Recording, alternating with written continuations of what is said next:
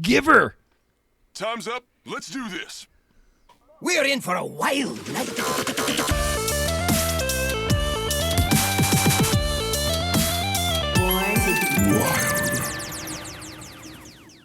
Welcome, everyone, to episode 226 of Born to be Wild, a wild and wild adjacent Hearthstone podcast where we have fun, hanging out with friends, talking about the wild formats of Hearthstone, and spotlighting members of the wild community. I am your host, Hydralisk. It's great to be back on this rainy, wet, cold evening here in the greater Vancouver area, but I'm inside, so I'm nice and warm. But I am joined by fellow hosts, ElectricSheepCity. Meowdy. And Schmoopydady.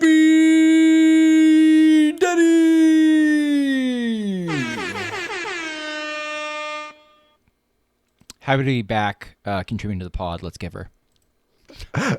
For those of you joining us for the first time, welcome aboard. We record this podcast live every Friday evening at twitch.tv/borntobewild.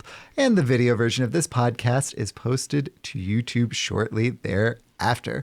Audio versions are also available on all of the podcast apps. So however you are watching, or listening, or absorbing via osmosis this podcast today, thank you. Yes, you.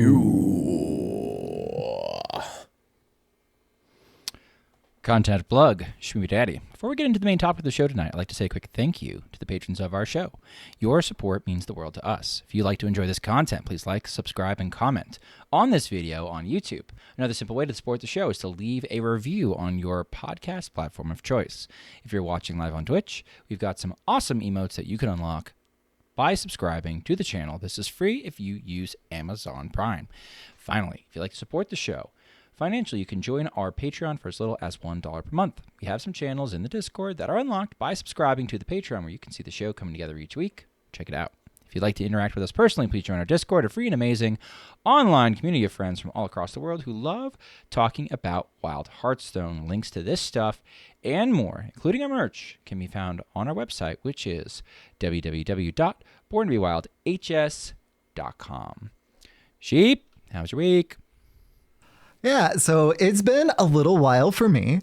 So a couple weeks ago, when we were all off, unfortunately mine was because I was sick, so that was not so much fun. School, I had a final project for this class due this week or last weekend, so hence being off then.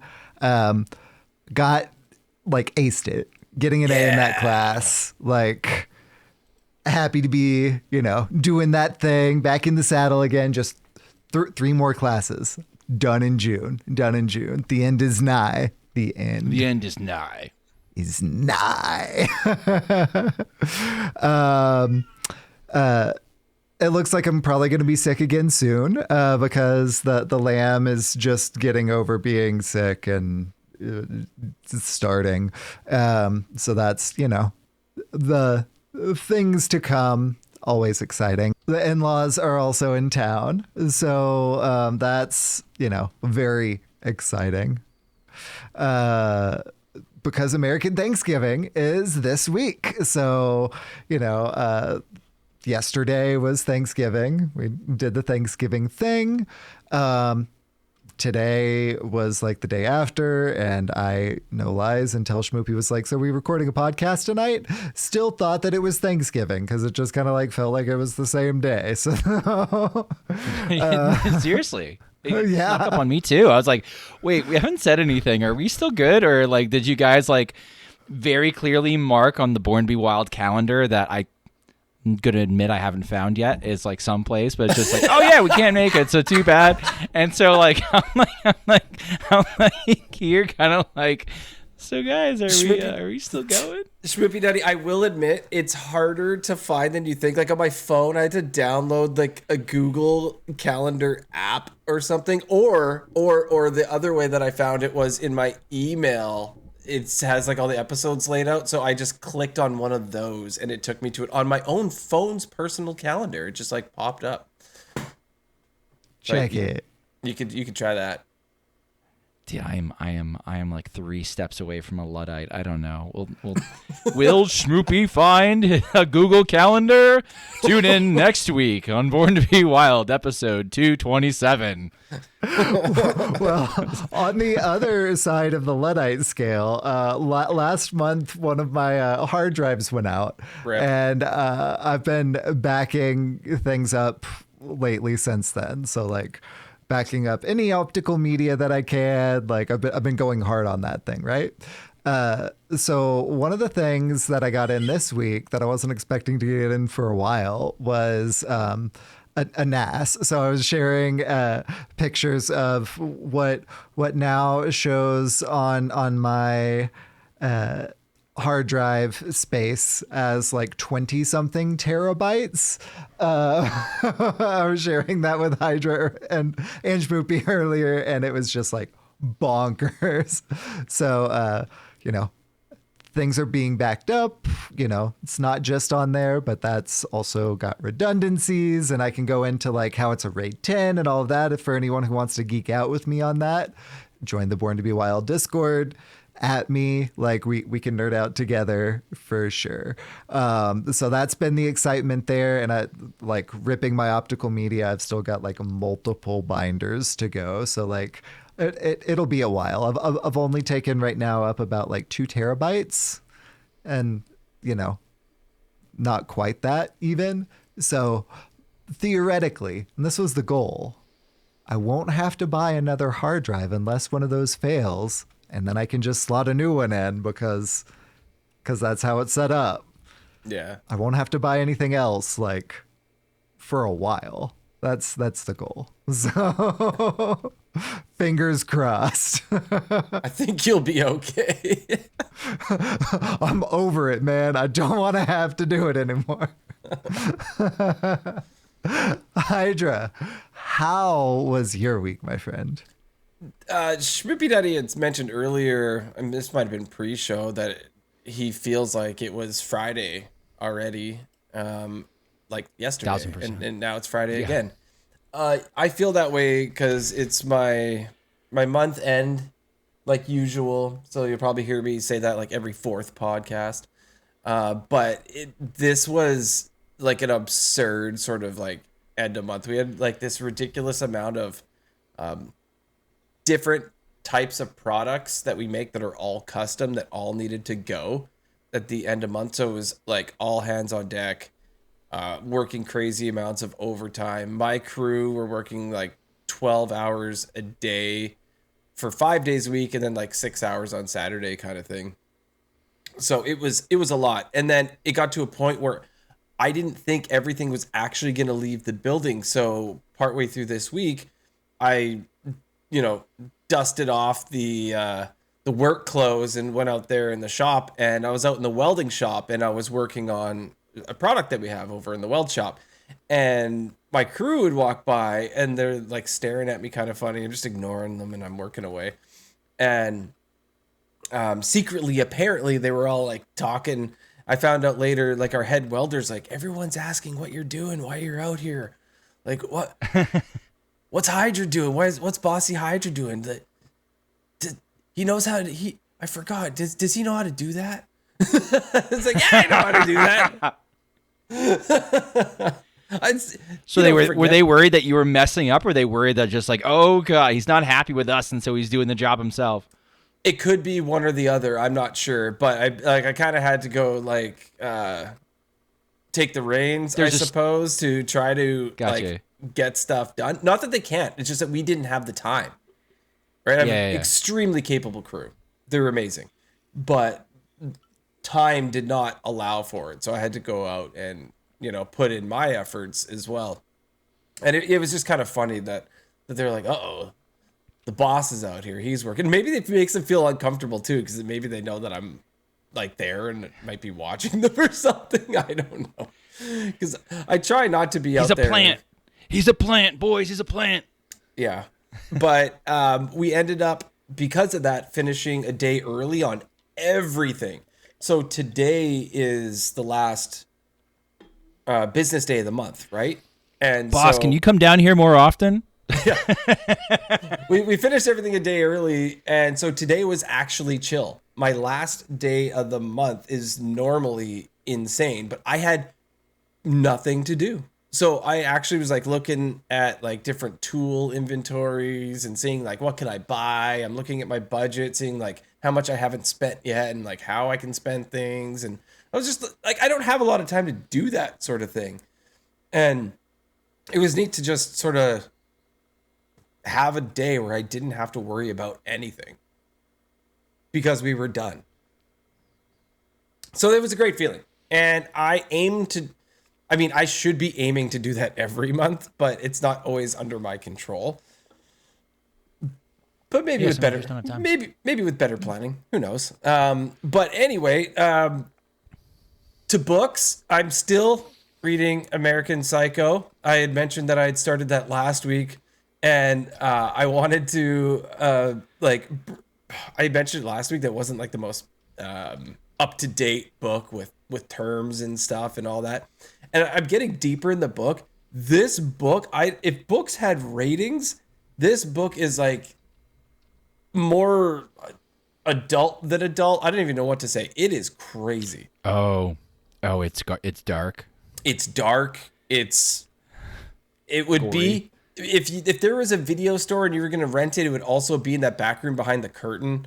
Like it's nuts. So I don't know if I could actually Sheep's read it. I don't know if I could actually recommend this book to anyone in all honesty. Like it's, unless you're into that kind of thing, it's just like heavier than I thought, like more detailed. There are scenes that happen in the book where, you know, certain people die and whatnot. They soften those up. Right, like they and it seems extreme in the movie, but nah. yeah. In the movie, you're like, holy crap, and in the book, it's worse. It's a lot worse. So just that's not a spoiler, but I guess just a warning if you're considering reading it. But yeah, so that's at 34. I'm in the middle of that one. There's a Stephen King that I have sitting on my bedside table that I haven't picked back up in a while, but that would get me to 35. I'm like 3/4 of the way through it, and I just haven't finished it. That was Secret Window, Secret Garden. I still haven't finished it. But there's only a month left, and I'm hoping that I can at least squeeze some more in. I've already beat how many I read last year, but we'll see what I can top it. If I go all the way to 44 sheep, I can't do 54 the next, or 55 or whatever it would be. Like, that's insane. And in one month, burn yourself like out. You're gonna be done with reading for 10 years. with 1 month to go, like 10 books, could you do it? Probably. At what cost? Yeah, like don't actively pursue that for sure. Yeah. Don't bother At this podcasting. point, for sure. Don't bother playing Wild. Don't Only bother books. going to work. Yeah. Only the books matter. So I don't know if I mentioned this or not, but a few weeks ago, Mrs. Hydra and I went out to buy a dresser, but came back with a new TV. Yeah, and we were playing with it recently, and I didn't realize all the stuff it can do. Do you guys know about that whole Amazon Luna thing? Like, I didn't realize you don't need consoles. Yeah. The TV can play the video games. You just sync your controller to the TV, and you're playing like Xbox games, you're playing PC games. Like, it's you sync your GOG account, so anything you have on there, like, you could play on your TV. Like, it's same with the Ubisoft. If you have anything there, it's like all there. You just need the controller. You don't have to buy like a console or anything. It's weird. It's super cool though. And so my wife, she was playing around with it, and it had Tetris Attack. And she's like, I can play Tetris on my TV. She got super excited. I'm like, it's over. Honey, what are you You're never doing? using the TV ever again. Oh yeah, my wife is a Tetris fiend. She will destroy anyone. She actually like was playing on ladder online and was like hitting top ranks in Tetris. She's like a machine. It's crazy. But yeah, that's super cool. So I'm going to explore that some more. And the only other source of entertainment other than finishing the event that we had and played around with standard, which I do, at the beginning of new cycles. I'm on the very final mission of Red Dead Redemption 1 because they had released it on Steam. And I'm on the final mission, which is cool, but a little sad for me because I love that game. But final mission, I'm only at like 20% Steam achievements, so there's like so many more to do. So I'm going to be trying to sort of 100% that game if at all possible. Might be a little difficult, but that's the plan. But basically that's been my week. I played maybe that game half an hour before bed, 45 minutes at the most, and just it's been exhausting. Way too much work. Looking forward to the beginning of next month and maybe some time off later in the month just to finally chill out and relax. It'd be great. All right, Schmoopydady, how was your week? It was just Friday. It was just Friday. I have like nothing happened this week. Nothing happened. I think my weekend's gonna be very busy. We did see like on a family thing. We saw like Moana 2 on like yesterday morning as like a Thanksgiving like matinee type deal. How was that? Like I thought it was good. It was a decent movie. I thought like without doing spoilers, they spend a lot of time on character development and not a lot of time on actual conflict. So like they gear up for this big conflict and then the conflict comes and then it's like it feels like it's over in 15 minutes. But it sets up nicely for like sequels if they want to keep doing sequels. And it was a good enough movie that like the music was good and the characters are fun and it's a fun little universe. So like yeah, I'd probably go see a Moana 3. But like was it as was it as good as Moana 1? I'd probably say no. But like it was like fun. So it feels like it was just Friday and nothing happened, and now I have to like update my week, but nothing happened. Work was basically a waste of time for me. We had one like decent day, where I had everybody in class. Because it's Thanksgiving week, my school typically does a very specific class function for seniors during the day.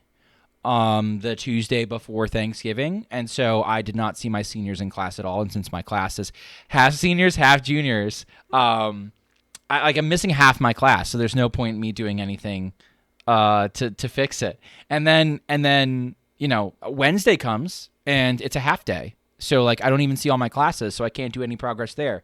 So basically, I did like a standalone lesson Monday, and it's a lesson that I added as a joke initially, but it's quickly become one of my more important lessons I do every year because I get to see who are the conspiracy theorists in my class, and I go over science conspiracy theories. And the big ones that I cover are flat Earth, because yes, I have students who think the Earth is flat sometimes. And before you're like, what? Nobody thinks that anymore. You totally have not been in a high school. I've never met a real person who thought it. No, I've had a couple. I had a woman. I had a young lady who didn't believe in space. That story was hilarious. That story. That said that it'd be funnier if it wasn't true. Didn't believe in space. So I go over flat Earth. I go over Bermuda Triangle. Actually, not the worst one. I go over chemtrails. They're just clouds. You morons. They're just clouds.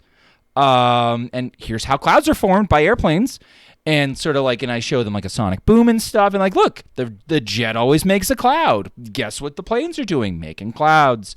They're not dosing you with LSD, so you don't see our lizard overlords. Among other examples I give them. But the moon landing, they all think that the moon landing's fake, and so I have to convince them the moon landing is real. That is the bananas thing that's like, no, that's not happening. No, that's totally happening. I have multiple students every year who are not sure if the moon landing is real or not. I blame TikTok personally. So like that's a lot of fun. So I did that. From a personal note, from a wild perspective, I'm making a late push for 11X, and I might have found a deck to do it with. We'll highlight it later in the evening. But I started 2 days ago, being like, all right, I'm not streaming your trash anymore, Chad. I'm gonna try and climb, and so I've sort of started climbing a little bit. I was at 3K at one point. Now I'm right at 1,000. I'm at like 950. Realistically, I only need to win like 7 or 8 more games than I lose from here until midnight tomorrow-ish, whenever I decide I'm done playing, to get to 11x. So it's very possible. If I'm anywhere close around 500, I think I get there. Nice. So I'll probably stop at 500 and see where it goes. But we'll see. We'll see. If I don't get it, that's also okay. I'll just be playing against 10xers the whole way up. I just find the climbs have been a lot sloggier since they changed how MMR seeds you. You are now always playing against whatever MMR you have. So even when your star bonus runs out, you're playing against other 10xers. It used to be you hit D5 and it was like, okay, I'm playing against anybody else who is at D5 right now without a star bonus, which was usually aggro bots and people playing aggro. So then you swap to control, you get an easy legend. That's not really the case. So if I want to restart my streak, or at least keep my general streak of like, oh, I've only missed one day one legend in 2.5 years at this point, almost 3. I'm looking for the secret sauce, and I think I might have found it tonight. So Nice. we'll see how that goes. That's exciting. Yeah. What's the news look like? Welcome to the news. The news is so good. So congratulations to Bread and Butter. They just posted their episode 100. And as a cherry on the top of being episode 100, they got to interview 2 of the Play Hearthstone developers, Minty Fresh and Luke Mason, to talk about how they make new sets and how VFX comes together. That's really exciting for that team.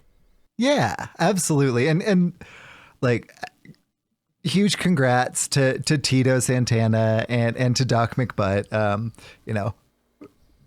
Good dudes.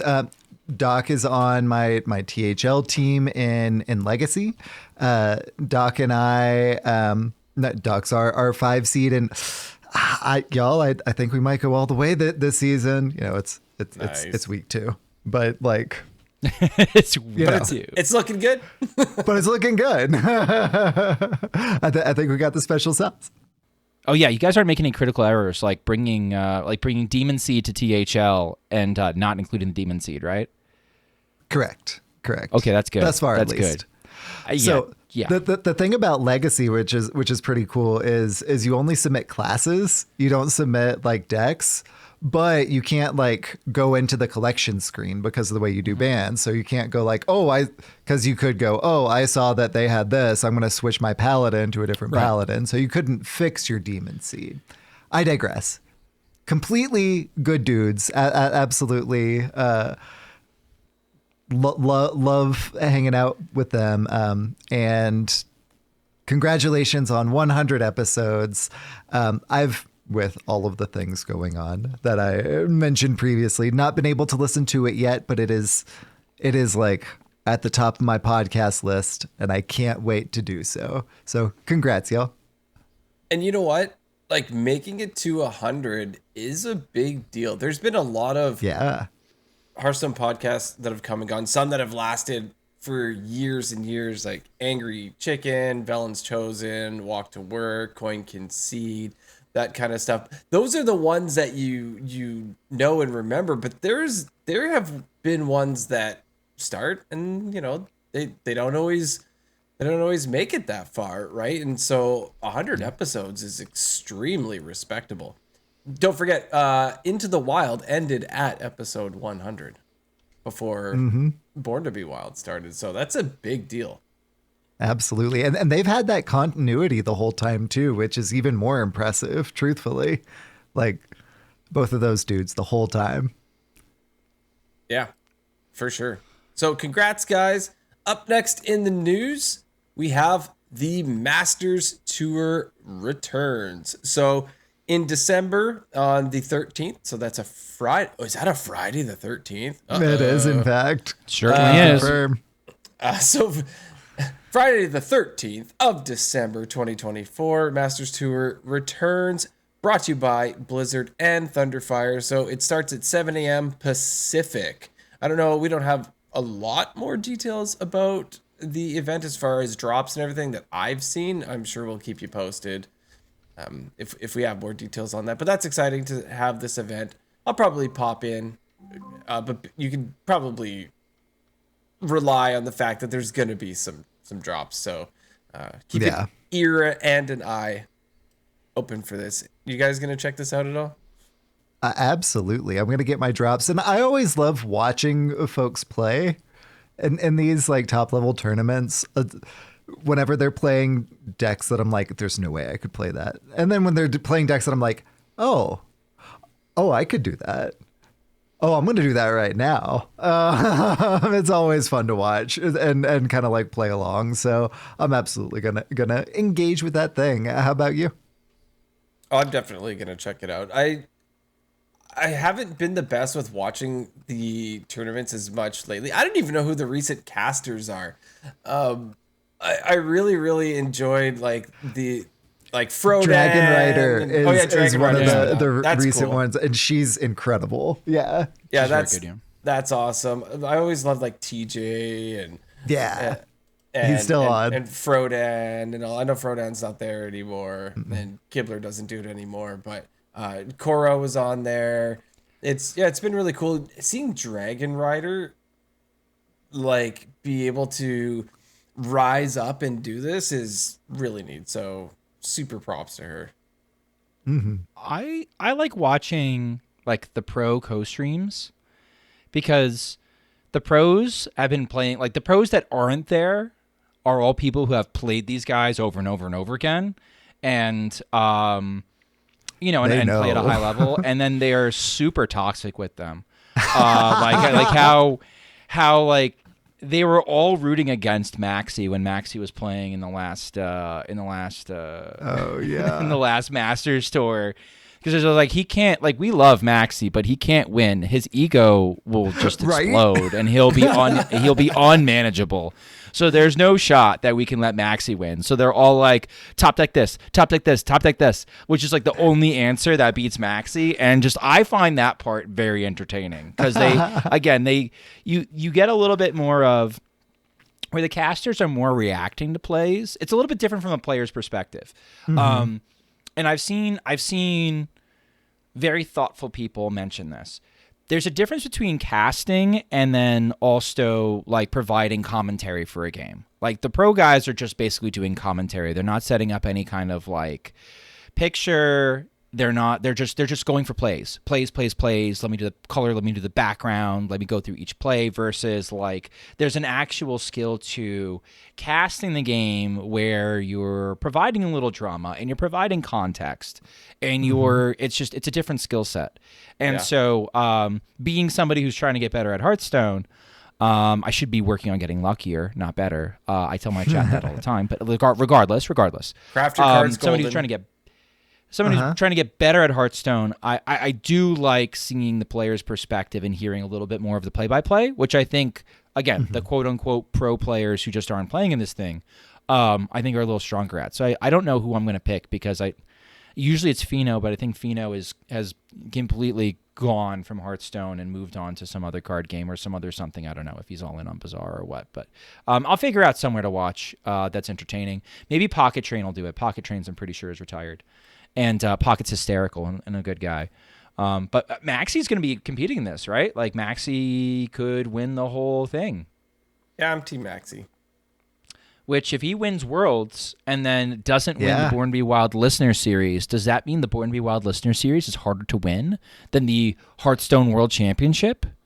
I mean, I think that would be pretty indisputable evidence. 100%, right? Like there's no other reason or reasoning, nothing about variance or luck. No. This is all about this. Yeah. So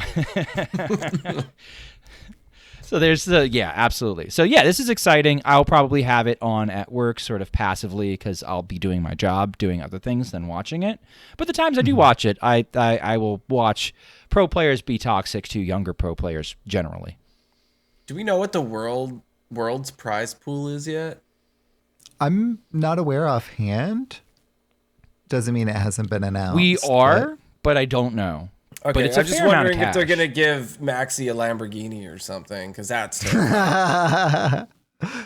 I think we're a little past those days, but It's kind of a sensitive subject as to like paying Maxi because he hasn't received his prize money for the first contest yet. Oh, 'cause and that he's is not actually of an age. issue. Yeah. I don't know, but it is an issue in the community, and it's a couple there's a couple of pro players like RecFam and a couple other people. I know Zeddy's made some noise about it. Like there are people in the community bringing it up, being like, "Dudes, what the hell's going on with esports? Why isn't Maxi paid yet?"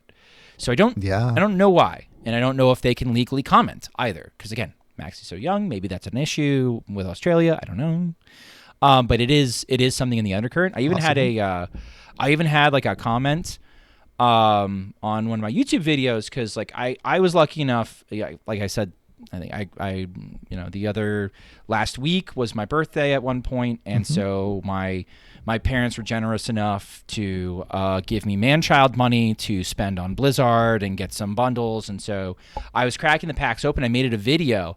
And the first comment I got on the video was basically like, you should not be giving Blizzard money.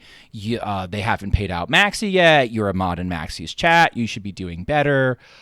Please, chart like do something on a PayPal account. Thank you for your time.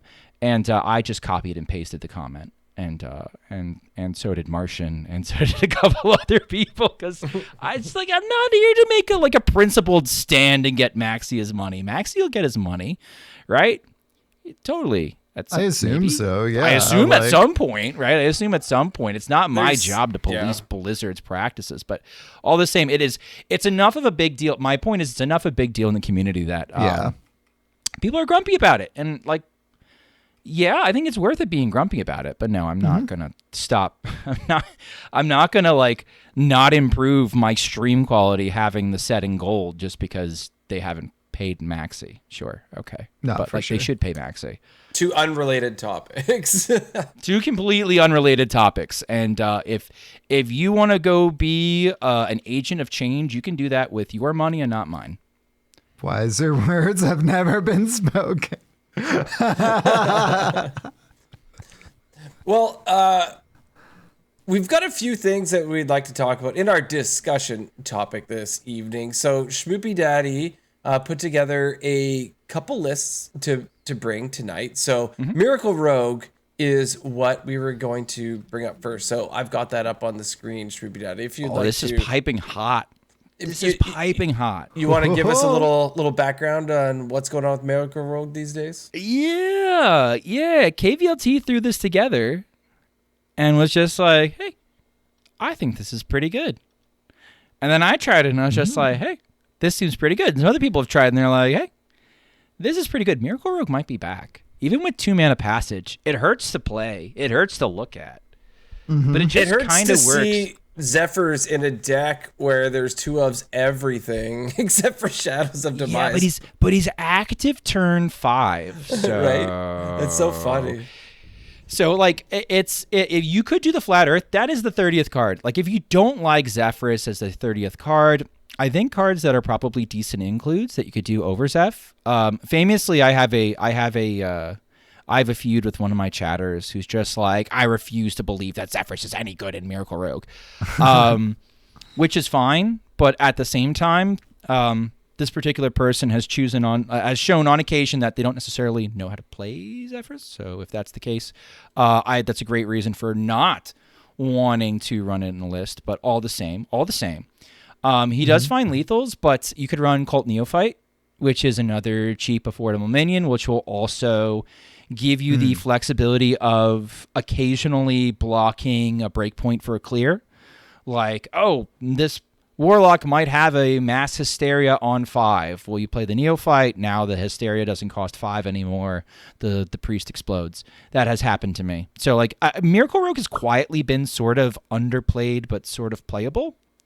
The real enablers in this deck, though, that I think are really good, that don't look like they would be good, are Space Rock Collector and Dubious Purchase. Holy cow. Dubious Purchase is so much draw, and we're running preps and coins. You're never paying full mana price for Dubious Purchase. especially with the Space Rock Collector, where you're getting that removal basically on curve, no problem. And we can like Space Rock Collector, Shadow Step, Space Rock Collector. The Shadow Steps have purpose with the Space Rock Collectors. They have purpose with Zephyrus. They can have purpose in the right situations, bouncing the Scribbling Stenographer to make a trade and then heal up and then, provide board presence again. It just plays like Miracle Rogue, and it plays like it's real. And I think it is real. I don't think I'm baiting anybody by saying this list is decent. For our friends who may not be familiar with the new cards yet, can you define what our Space Rock Collector and our Dubious Purchase do in this list? Yeah, sorry, I got chatty. The Space Rock Collector is a 1-mana 2/1 that makes your next combo card cost 1 less. It's a battle cry. So you can bank that discount. So you can play that on 1, and then if you want to, let's say, coin a Dubious Purchase on 2, you get not only the combo effect of the Dubious Purchase, but you draw 3 cards. That's a lot of cards for Miracle Rogue, especially when you could be top decking in those 3 cards you draw, counterfeit coins, and preparations, things like that will make more things not cost mana and draw more cards. Dubious Purchase is a 4-mana spell that reads draw 3 cards, combo, destroy a random enemy minion. And I would say that one's not new. Sorry. yeah, not newish, but why is this near our Miracle Rogue? Well, because we're never playing 4 mana for it. We are kind of, it's another example of we are taking lessons from Standard and practices from Standard and kind of putting them into a new shell and crafting them and watching them play out in Wild, I think. And it's actually kind of nuts. I've had multiple turns tonight in the time that I've been playing it where I've had like 2 Frostwolf War Masters and a Scribbling Scribe down on turn 2. Like it's going to bully some decks. So if you want to get on the ground floor, you can try it out, see how it goes. It plays a lot like the old Miracle Rogue. So if you have that list kind of at the ready, or you had the experience playing Miracle Rogue before, it's going to feel very similar. Very, very similar. Not quite as good as like Finley stuff, but pretty good. I like Giants. What's up? Oh, yeah. I said I like we got Arcane Giants, and we got Giants, and we're breakdancing them, and we're making more Giants. We're breakdancing them again, and it's very another one. Yeah, this version is very similar to what I used to call like the draw only or the just draw idiots version of Miracle Rogue, where you basically were just playing green cards and spamming them until your Zephyrus was active on turn 3. This is not as fast as that, but it is a similar feel, similar vibe. Worth noting also, the Space Rock Collector also activates 0-mana Ghostly Strike and 0-mana Gone Fishings that are both comboed. So that's really cool to have that happen on turn. So that's this list. Coming to a tier list near you soon. I'm 90% sure. I would stake my reputation on that. So tell us a little bit about this absolute pile of trash. I see that it's a Reno deck. It is a Reno deck. I see that it's a Renathal Reno deck. That's true. I see it's got Ceaseless Expanse. It's got Uther. That is also true. Very good control card. It's got Uther. Yeah, it's got Uther. It's also got 1 copy of Holy Wrath. Actually, 2 copies. There's one in the ETC too. And Molten Giants. And Molten Giant. Yeah, and Molten Giant. Yeah. So this is a modern version of Holy Wrath Paladin. This is what we're playing now. Apparently Blizzard didn't do the greatest job of advertising that Ceaseless Expanse is no longer banned in Wild, because the number of times this week I've had to address to people that the Ceaseless Expanse is in fact playable in Wild, including in YouTube comments, which made them seem very informed. And also in various sort of discords where just like, man, Blizzard can't get their act together. Ceaseless Expanse isn't even playable in Wild. And it is, you morons. I'm pretty sure you said it last episode. Yeah, I did. Yes, we did. We did. I listened to it. I can confirm. We did. And not only that, but like, it's like, guys, there was an in-game pop-up. Mm-hmm. I'm understand where Wild players and the pop-up comes and we just sort of like monkeys, we just sort of click it as fast as possible because we're trying to get to the play Hearthstone button, right? But like, still, there's a pop-up. Mm-hmm. Read. You think I read that, Schmoopy? I mean, all right, good point. It's like I'm not sure what other messaging. It's in the patch notes. We mention it. I think it was kind of buried in the patch notes, quiet. though. It was only mentioned. Normally when they unban something, they give it its own little like section, and they didn't. They just made it as like a one bolded line underneath the order in the court revert. Right? It was bolded. It was bolded. Right? Yeah. I'm playing devil's advocate a little bit because I am also a dumb monkey that just clicks through the pop-ups when they pop up on my screen. I'm just like, I don't care. I just want to play Hearthstone. So like I kind of get that, but in fairness, nobody of any card game reads any of the cards that they play. Like Yu-Gi-Oh, like you think they read those paragraphs? Do you think the Zoomers have enough attention span to read the paragraphs? No, they don't. They know what their card does. They've never actually read it, but they know it does. So yeah, this deck is really good, mostly because what you're doing is you're doing Pull Celt into Holy Wrath into I hit you in the face for 100. And because it's a Reno list and you play yellow cards, you usually have enough stall and enough board clears in order to buy time for that exact interaction. I'm told one particularly grumpy content creator just realized that Holy Wrath is still playable and was like, WTH is going on here. But yeah, you can build in a lot of stall, and we still run over planner. So sometimes you like play over planner on 3, and then on turn 4 you see that you're going to draw Holy Wrath, and then on turn 5 you're going to draw your Ceaseless Expanse. So you can do some fun stuff like that, or you could set up the play if you have the coin. Just win on turn 4, Lamau. What over planner? So that happens occasionally. It's not very common. And I feel like this version is a lot less consistent than the one where we were literally playing like I had multiple coin for Holy Wrath lethals. This is a lot less consistent than that. It plays more like a Reno deck that oops, one turn you just like they have 9 mana, they just win. Yeah. New cards that are absolutely awesome in this list. Eridar Brute, the 7 mana 5/6 lifesteal taunt that costs 1 less for each minion that hits the board. That's 2/7 taunt from Rastakhan is crying in the corner. Lumia, which is a 6 mana 9/9 who reads the text anytime during a turn a hero takes damage. They're basically they gain invincible for the rest of that turn. So essentially you are time walking aggro decks because they never have a minion big enough to like hit you for lethal. So you drop down this 6 mana 9/9 lifesteal behemoth, and they gotta trade into it to remove it because otherwise they're never gonna win. Also, they're getting hit in the face for 9 damage and lifesteal every freaking turn, so they have to trade into it. So you essentially get to roll. You essentially get it's like a 6 mana Reno plus board clear plus tempo threat that the Demon Seed does not like. Because mass productions cease to matter or cause damage once she gets down. So if you can get her down before they complete the quest, or even after they complete the quest, and they can't like broom a giant into her, it's an absolute freaking nightmare for them. So that's a really cool card that is brand spanking new that does well in this deck. As well as like sometimes the Ceaseless Expanse just does Ceaseless Expanse stuff. But mostly we're just chucking it at people's faces for 100. And why not? This is the way. And this is the way. This particular deck that I gave to you guys, which is why it said it's an absolute pile of trash. I'm not saying this is the optimized XL list. This is a list that I brought to THL.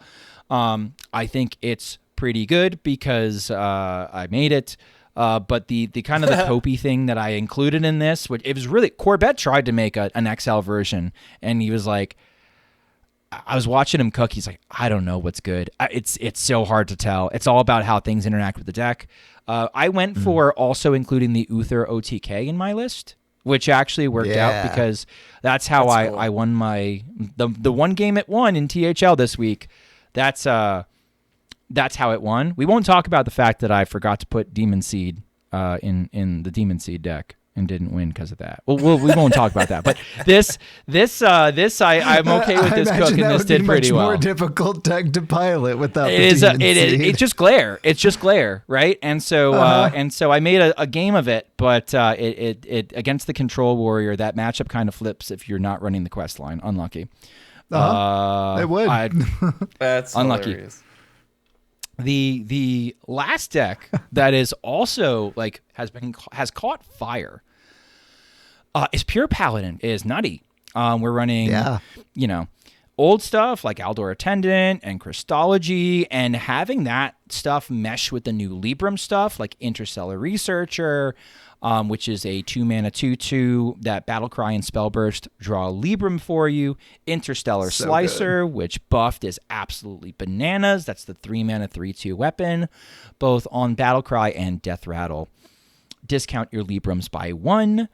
Holy Glow Sticks aren't new, but they're great reach.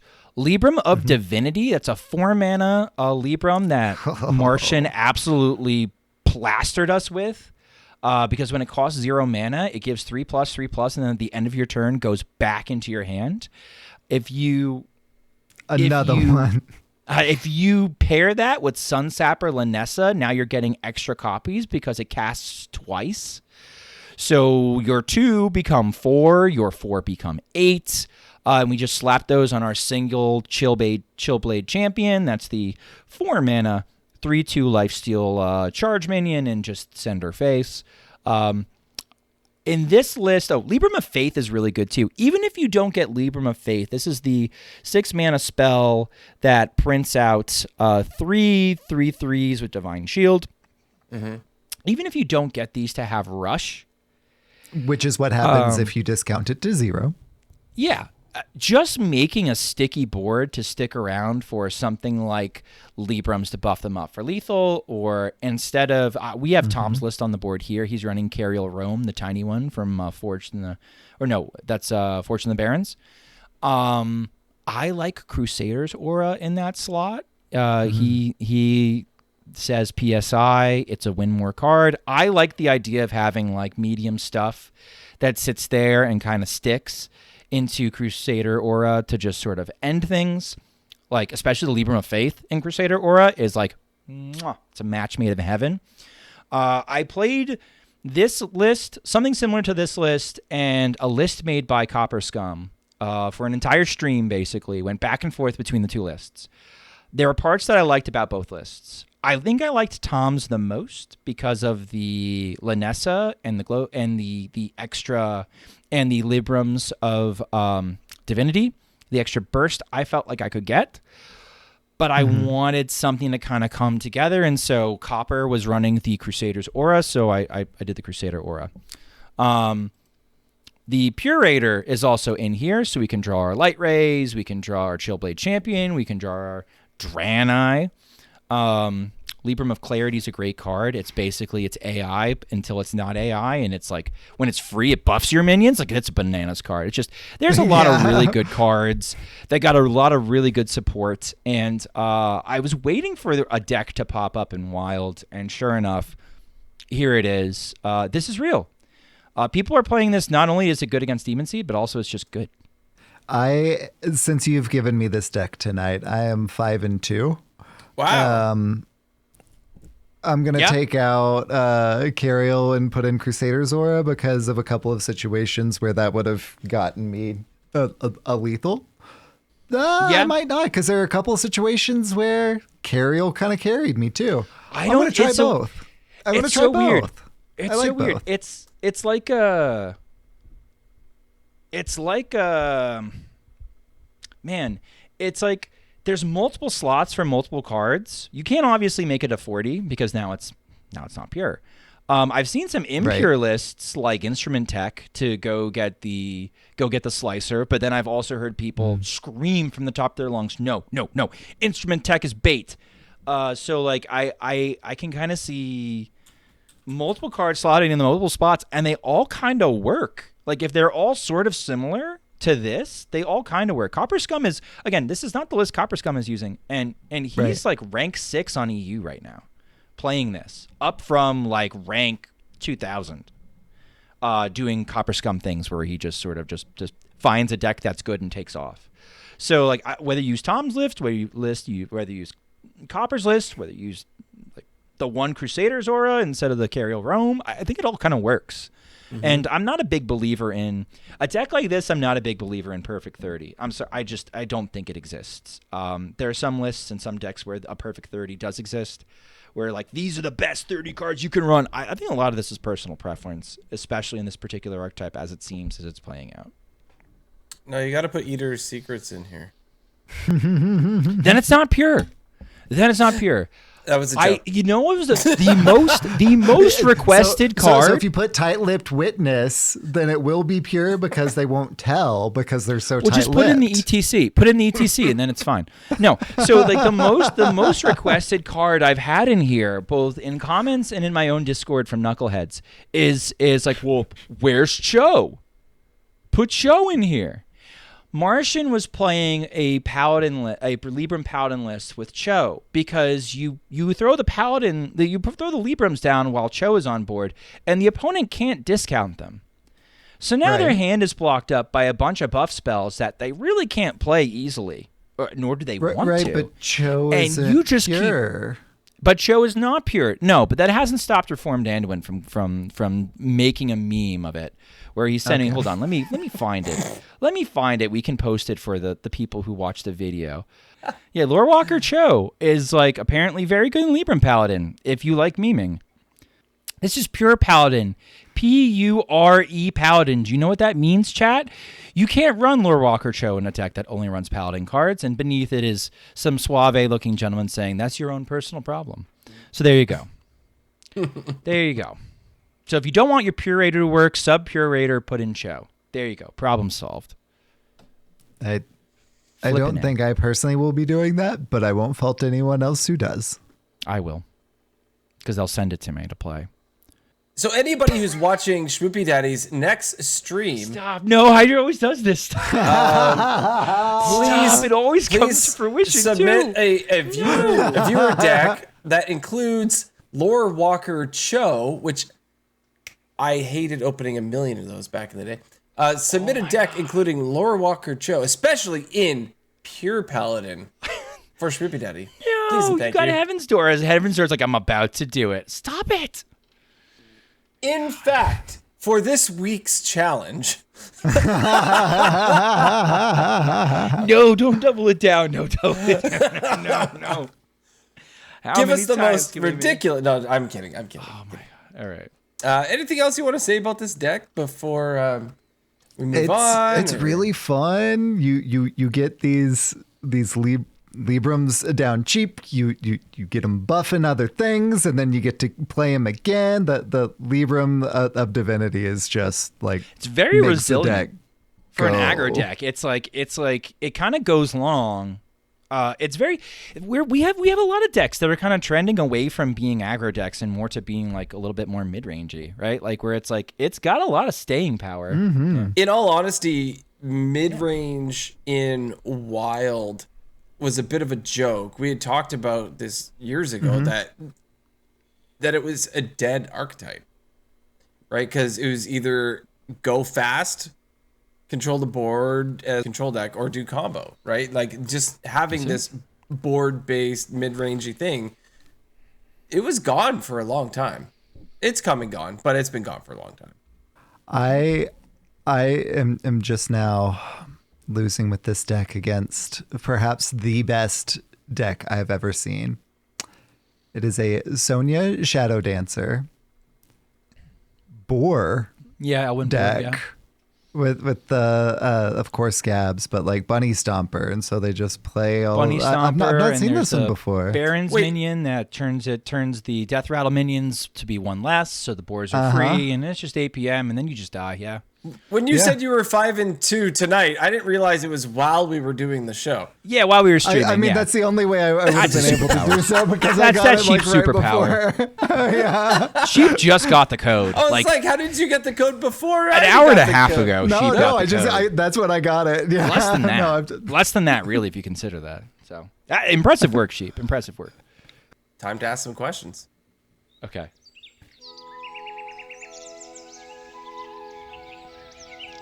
Unrelated Advice with Hydralisk.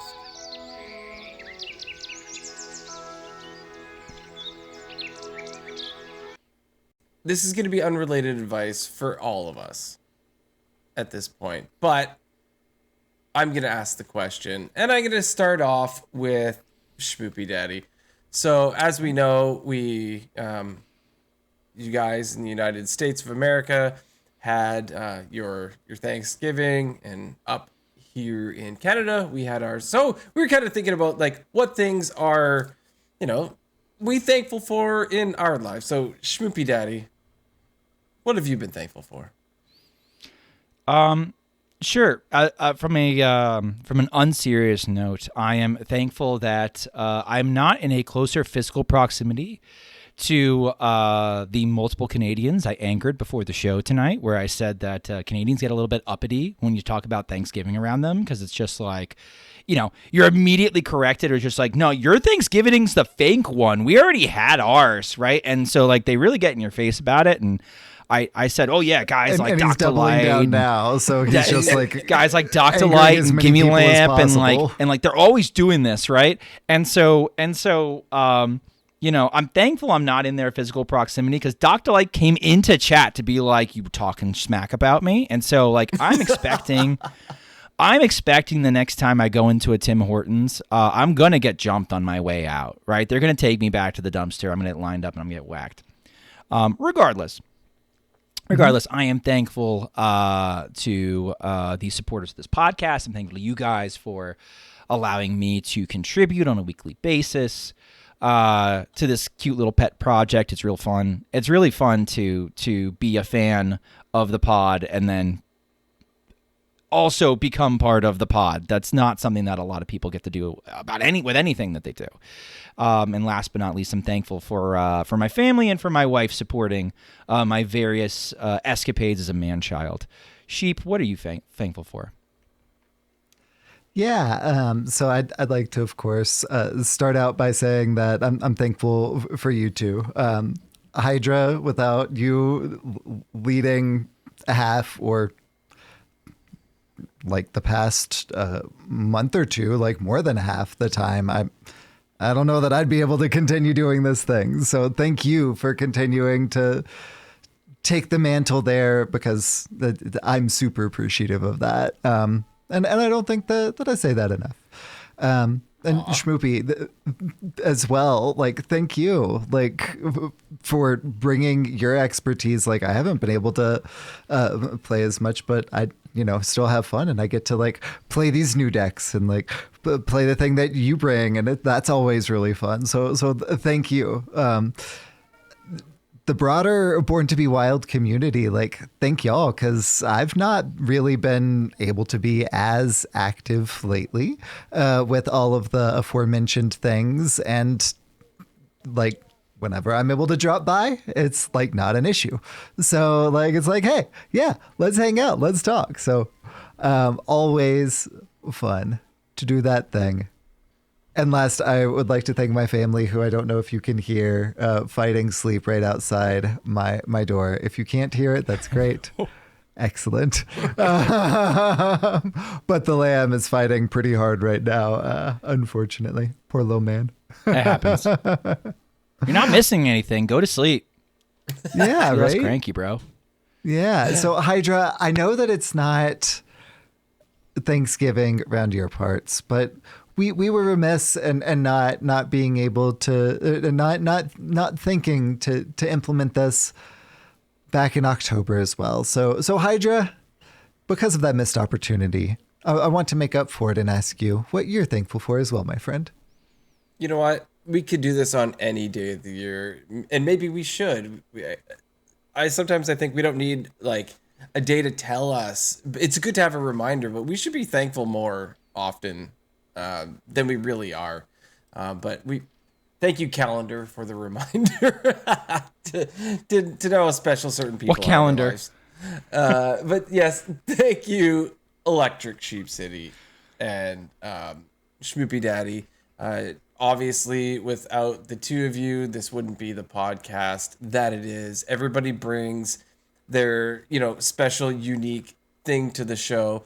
Sheep, like you sort of had mentioned about myself, I'm going to say that back to you.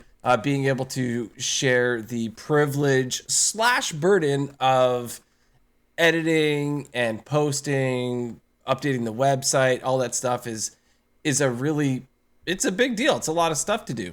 Yeah.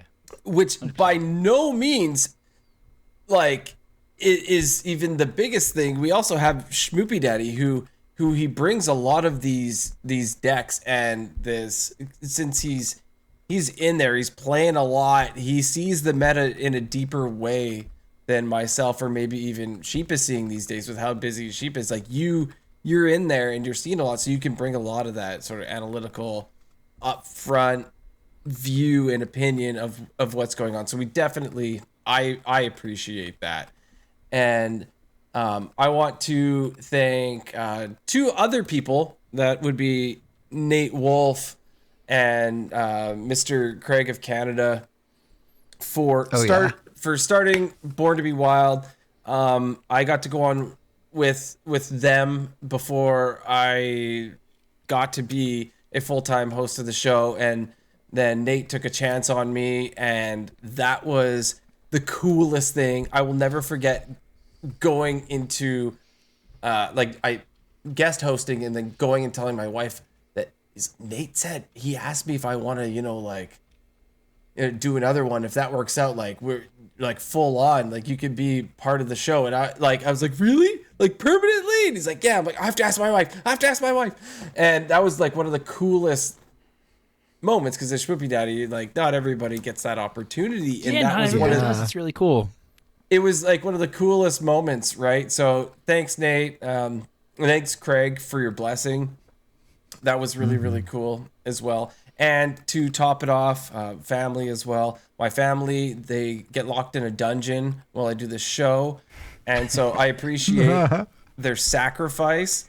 I have locked them in a dungeon for 4.5 years straight on Friday nights. And they have put up with that. So their sacrifice has been amazing for me to be able to do this show. Wiser words have never been spoken. And you heard that on Born to Be Wild. Odds that Blister guy sends me like a tutorial on how to find a Google Calendar on Monday. Yeah, it's literally calendar.google.com. It's so really cooked. Not that hard, my dude. I'm so cooked.